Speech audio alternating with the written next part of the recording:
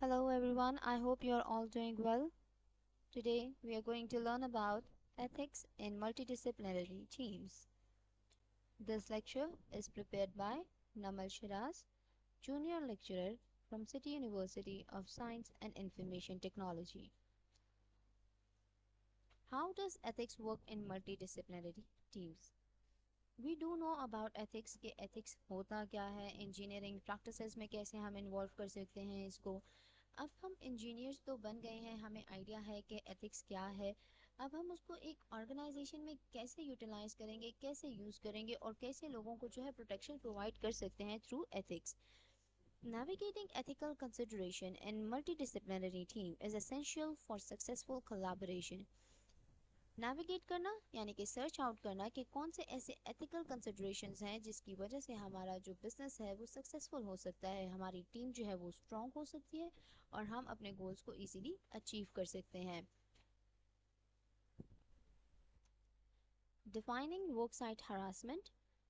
अब work site harassment क्या होती है?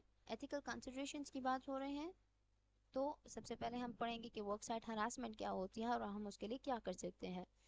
Worksite harassment encompasses any unwelcome conduct that creates a hostile work environment. Worksite harassment एक ऐसा टाइप ऑफ एनवायरनमेंट है जो कि इंक्लूड करता है किसी भी अनवेलकम कंडक्ट को, यानी कि किसी भी अनवेलकमिंग रिस्पॉन्स को, जिसकी वजह से एक हॉस्टाइल एनवायरनमेंट जो है वो क्रिएट होता है. हॉस्टाइल एनवायरनमेंट मीन्स कि एक बुरा एनवायरनमेंट क्रिएट होता है जो कि कम्प्लीटली जो है प्रोफेशनल नहीं होता. This includes verbal, physical or psychological abuse, bullying, intimidation and discrimination.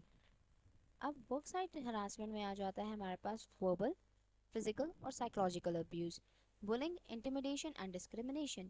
verbal क्या है? आप कोई ऐसी बात कर रहे हो, कोई ऐसी इनअप्रोप्रिएट लैंग्वेज यूज़ कर रहे हो जिसकी वजह से लोग जो हैं अनईजी फील कर रहे हैं. फिजिकल में आ जाता है कि अनवांटेड टचेस आ जाते हैं, बहुत सारी और चीज़ें इंक्लूड हो जाती हैं. साइकोलॉजिकल अब्यूज़ यानी कि उनको मेंटली टॉर्चर करना, स्ट्रेस देना. बुलिंग बहुत कॉमन है, कॉलेज स्कूल्स में भी बच्चे अक्सर करते हैं और इसका बहुत ज़्यादा नेगेटिव इम्पैक्ट होता है एक इंडिविजुअल की पर्सनालिटी के ऊपर. इंटिमिडेशन यानी कि उनको डराना धमकाना और उससे उनसे अपने काम निकलवाना. डिस्क्रिमिनेशन डिफरेंसेस क्रिएट करना कि आपका कलर इस तरह का है, आप इस कल्चर से बिलोंग करते हैं. तो ये सारी चीज़ें जो है वो एक हॉस्टाइल एनवायरनमेंट जो है वो क्रिएट करती हैं. Number one is verbal harassment. Offensive jokes, insults, threats and inappropriate comments. Verbal harassment में हमारे पास आ जाते हैं ऑफेंसिव जोक्स, यानी कि किसी के अपीयरेंस के ऊपर बात करना, किसी के कल्चर के ऊपर बात करना जिनकी वजह से वो ऑफेंड हो जाएं, तो वो ऑफेंसिव जोक्स हैं. इंसल्ट्स, हंसी मजाक में इंसल्ट कर देना, ग्रुप ऑफ पीपल के सामने इंसल्ट कर देना. थ्रेट्स, उनको थ्रेट्स देना कि अगर तुमने मेरा काम नहीं किया तो मैं अथॉरिटी से कंप्लेन कर दूंगा या कर दूंगी etcetera. And inappropriate comments. Inappropriate comments भी बहुत कॉमन सी एक चीज़ है कि फॉर एग्जांपल जब एक लड़की गुजर रही होती है तो जो लड़के कमेंट्स पास करते हैं तो those are inappropriate comments. Similar case happens in work site places. तो वो इनअप्रोप्रिएट कमेंट्स होते हैं जो वर्बल हरासमेंट में इंक्लूड होते हैं. Number two, physical harassment. Unwanted touching, assault and intimidation. Unwantedly touch करना किसी को, सेम जेंडर है, ऑपोजिट जेंडर है, उनको असॉल्ट करना यानी कि उनको नुकसान पहुंचाना, या फिर इंटिमिडेट करना यानी कि डराना धमकाना. तो ये सारी चीज़ें आ जाएंगी आपकी फिजिकल हरासमेंट में. Number three, psychological harassment. Unreasonable demands, isolation and manipulation. Unreasonable demands करना कि तुम मेरे लिए ये काम करो, तुम मेरे लिए ये काम करो, अपने जूनियर से अपने टास्क को कंप्लीट करवा देना. तो ये सारी अनरीजनेबल डिमांड्स आ जाती हैं. आइसोलेट कर देना एक इंडिविजुअल को on the basis of their colour और क्रीड वट एवर, या मैनिपुलेट करना किसी इंडिविजुअल को. तो वो सारी चीज़ें आपको साइकोलॉजिकली जो है वो नुकसान पहुंचाती हैं. तो that is psychological harassment. Number four, discrimination यानी कि differences. Treating individuals differently based on protected characteristics, यानी एक इंडिविजुअल के जो अपने एक्वायर्ड करेक्टरिस्टिक्स हैं या लर्न करेक्टरिस्टिक्स हैं, आप उनकी बेसिस पे उनको जज करते हो और उनको डिफरेंटली कंसिडर करते हो और उनको अपने ग्रुप से, अपनी टीम से जो है वो आउट रखते हो. तो that is also a form of work site harassment.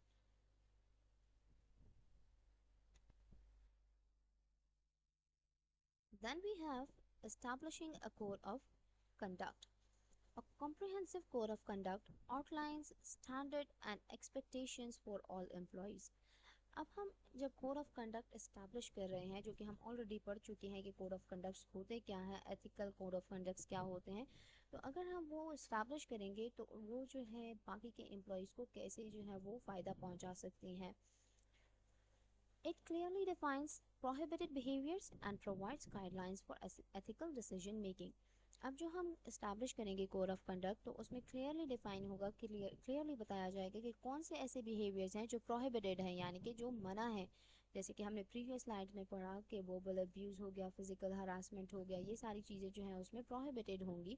And provide guidelines for ethical decision making, और हम साथ ही साथ कोई ऐसी गाइडलाइंस भी प्रोवाइड करेंगे जिनके थ्रू जो एम्प्लॉयज़ हैं वो एथिकल डिसीजन मेकिंग जो है वो कर सकेंगे. Number 1, define ethical principles. पहले हम एथिकल प्रिंसिपल्स को डिफाइन करेंगे. दैट इज़ कॉमनली हमारे जो एथिकल प्रिंसिपल्स हैं, respect, give respect and take respect वाली बात आ जाती है. इंटीग्रिटी, ऑनेस्टी शो करनी है अपने हर काम में. फेयरनेस, फेयरली डील करना है हर एक इंडिविजुअल को. Accountability and transparency.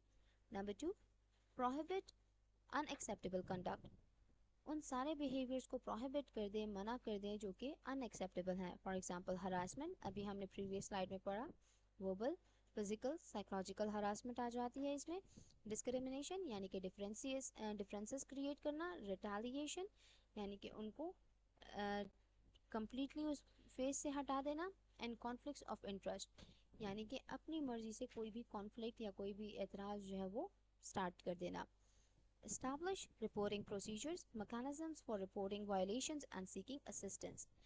जैसे कि हमने इंजीनियरिंग प्रैक्टिसेस में भी पढ़ा था कि अगर आपका कोई कलीग है, आपका कोई क्लासमेट है, आपका कोई फ्रेंड है जो कि वायलेट कर रहा है आपके इंजीनियरिंग कोड ऑफ कंडक्ट को, तो आप उनको रिपोर्ट करोगे.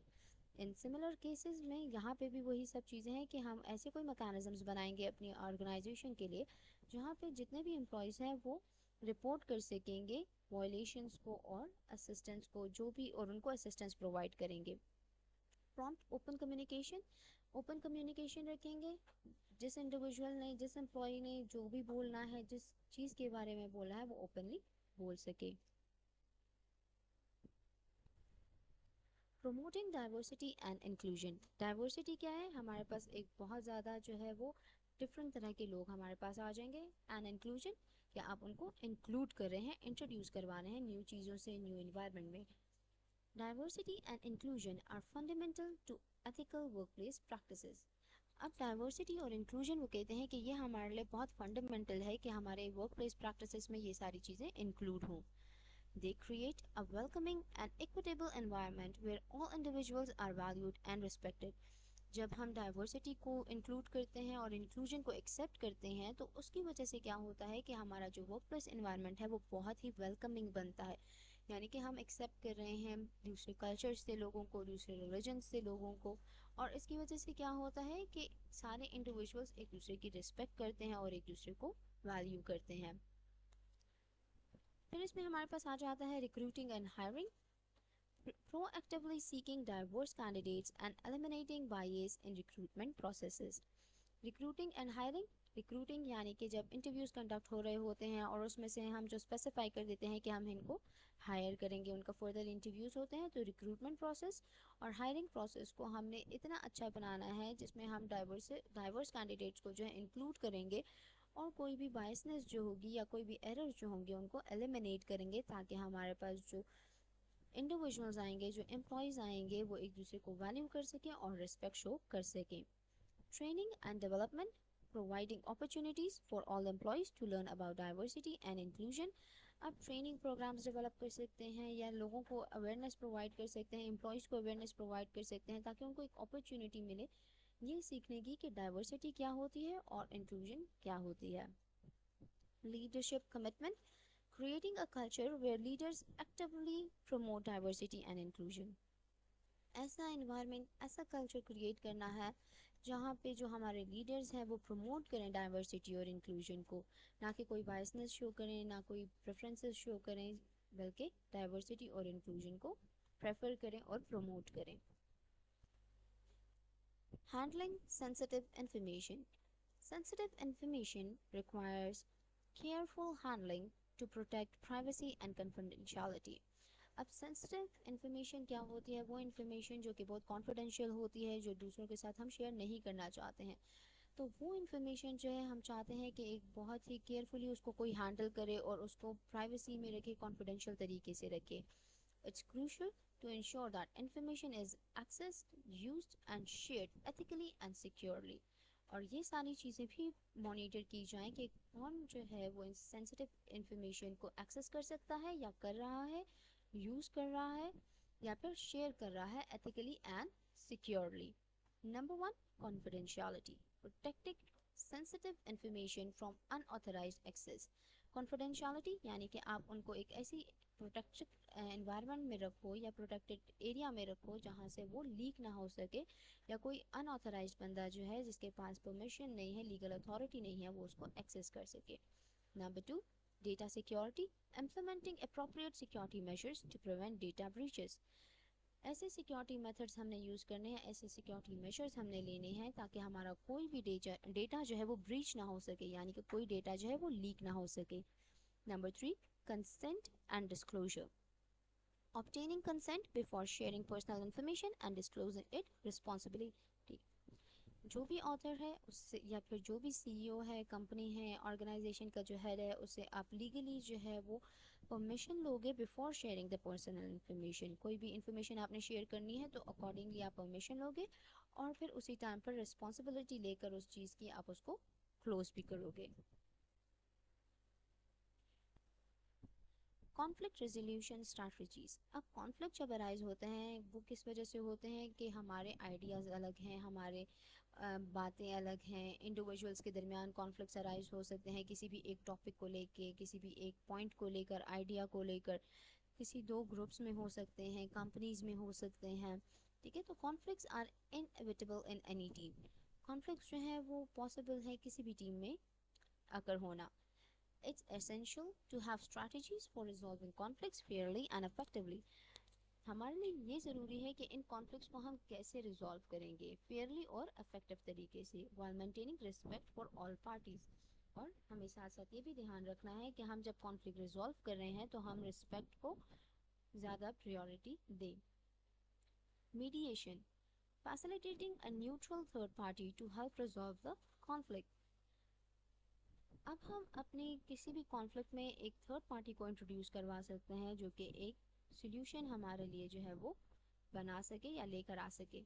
फॉर एग्जांपल, नॉर्मल फैमिलीज़ में भी जब कोई कॉन्फ्लिक्ट अराइज होता है, जब कोई बहस होती है तो दो लोगों के दरमियान या दो फैमिलीज़ के दरमियान में होती है, तो तीसरा इंडिविजुअल आके जो है वो उनकी सुलह करवाता है, तो that third person is mediator.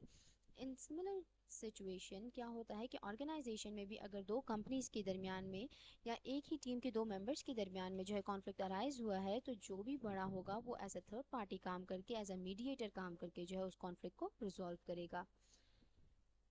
Negotiation, engaging in discussions to find mutually acceptable solutions। Negotiate करें यानी कि एक दूसरे से बात करें, आपस में कोई एक ऐसे फैसले पर आए जिस पर आप दोनों जो है वो अग्री कर सकते हैं। Facilitation, guiding the discussion and ensuring that all perspectives are heard. Facilitate कर सकते हैं डिस्कशन को ताकि लोगों को ये आइडिया हो सके कि सारी जितने भी पॉइंट्स हैं, आपकी तरफ से जो इख्तलाफात हैं, दूसरी पार्टी की तरफ से जो इख्तलाफात हैं, वो सारे लोगों ने सुन लिए हैं और उसके बाद एक जो सोल्यूशन है उस पर आए हैं। Reporting and investigation procedures. Clearly reporting procedures and investigation processes ensures that all complaints are taken seriously and handled effectively। अब जब रिपोर्ट्स बनाते हो और इन्वेस्टिगेटिंग प्रोसीजर्स जो होते हैं हमारे, उनके थ्रू ये आइडिया होता है कि हमारी जो प्रॉब्लम्स हैं या हमारी जो कंप्लेंट्स हैं उनको कितना सीरियसली लिया जा रहा है और उनको कितना इफेक्टिवली हैंडल किया जा रहा है। Anonymous reporting, allowing employees to report concerns without fear of retaliation। ठीक है, anonymous reporting आप इंट्रोड्यूस करवा सकते हो। फॉर एग्जांपल कि आप जो है वो कोई गूगल फॉर्म बना लो या कोई बॉक्स बना लेता है तो उसमें जो है जिसकी भी कोई कंप्लेन होती है तो वो आकर उसमें इनपुट कर देता है انسرٹ کر دیتا ہے تو اس کی وجہ سے وہ anonymous without their name, that is anonymous reporting. Then thorough investigation, conducting impartial and thorough investigation into all allegations. اس کے بعد ایک کمپنی کا کام ہے، ایک آرگنائزیشن کا کام ہے کہ جتنے بھی ان کو انونیمس رپورٹس ملی ہیں، کوئی بھی کمپلینٹس ملی ہیں، ان کے اگینسٹ وہ انویسٹیگیشن سٹارٹ کریں، یا جو بھی الیگیشنز ہیں، فالس ایکوزیشنز ہیں، ان کے خلاف جو ہے وہ انویسٹیگیشن سٹارٹ کریں تاکہ آئیڈیا ہو سکے کہ whether they are true or false. Fair resolution, providing appropriate consequences for violations and supporting those affected. اب فیئر ریزولوشن یعنی کہ فیئر ججمنٹ ہم نے پرووائڈ کرنی ہے، جن لوگوں نے نقصان پہنچایا ہے ان کو کانسیکوینسز فیس کرنے ہوں گے، اور جو لوگ نقصان کا شکار ہوئے ہیں ان کو آپ ایکولی یا جو ہے سپورٹ کرو گے یا فیئرلی سپورٹ کرو گے. Fostering a culture of respect and accountability. A culture of respect and accountability is the foundation of ethical behavior. اب کہتے ہیں کہ ہمارا جو کلچر آف رسپیکٹ ہے اور اکاؤنٹیبلٹی ہے وہ ہمارے ایتھیکل بیہیویئر کی فاؤنڈیشن ہے. اگر ہم رسپیکٹ اور اکاؤنٹیبلٹی شو کریں گے تو اسی کی وجہ سے ہمارا ایتھیکل بیہیویئر جو ہے، ایک پراپر بیہیویئر جو ہے وہ شو ہوگا. It fosters trust, encourages open communication and prompts ethical decision making. ہمارا جو رسپیکٹ اینڈ اکاؤنٹیبلٹی کا جو کلچر ہے وہ ہمیں فاسٹر کرتا ہے، ہمیں انٹروڈیوس کرواتا ہے ٹرسٹ سے کہ ہم دوسرے پر کتنا ٹرسٹ کر سکتے ہیں، انکریج کرتا ہے کہ ہم اوپن کمیونیکیشن میں انوالو ہو سکیں اور پراپرلی کیسے ایتھیکل ڈیسیجن میکنگ کر سکیں. Respectful communication, encouraging respectful interaction and addressing inappropriate behavior promptly. کہ آپ نے جو ہے انکریج کرنا ہے، کوئی رسپیکٹفل بیہیویئر شو کر رہا ہے، انٹریکشنز میں پارٹیسپیٹ کر رہا ہے، انٹریکشنز شو کر رہا ہے، تو آپ نے ان کو اپروپریٹ بیہیویئر میں کنسیڈر کرنا ہے. وائل جو اناپروپریٹ بیہیویئر شو کر رہے ہیں ان کی طرف بھی آپ نے ان کو پراپرلی ایڈریس کرنا ہے کہ آپ کا بیہیویئر ان ایتھیکل ہے، اناپروپریٹ ہے، آپ نے اکارڈنگلی ان سب لوگوں کو ایڈریس کرنا ہے. Open dialogue, creating a safe space for employees to discuss ethical concerns and ask questions.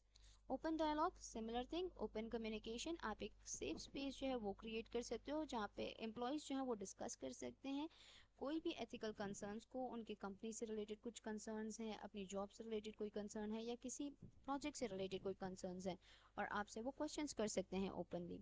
Accountability, holding individuals accountable for their actions and promoting ethical decision making.